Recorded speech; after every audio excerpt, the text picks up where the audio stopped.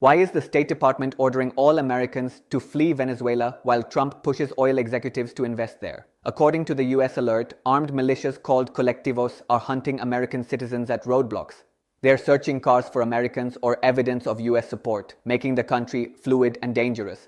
This comes exactly 1 week after US forces captured President Maduro in a lightning raid that killed at least 100 people, including 32 Cuban guards. Not one American soldier died, but now ordinary citizens are targets. The situation in Caracas is growing more chaotic by the day.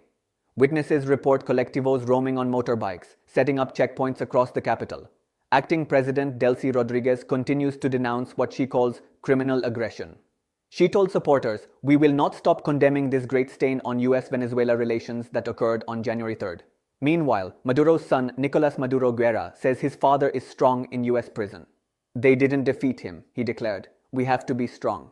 Trump's response is pure business. He's pressing top oil executives to invest in Venezuela's vast reserves. But Exxon CEO called the country uninvestable without sweeping reforms.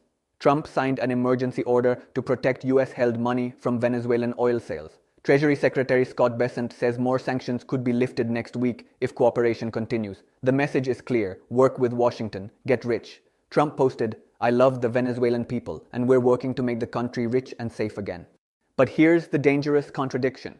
While Trump promises to make Venezuela rich and safe, his own State Department says it's too dangerous for Americans.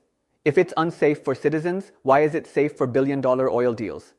Around 1,000 Maduro supporters protested, chanting, "We are a sovereign country. We have a president of peace."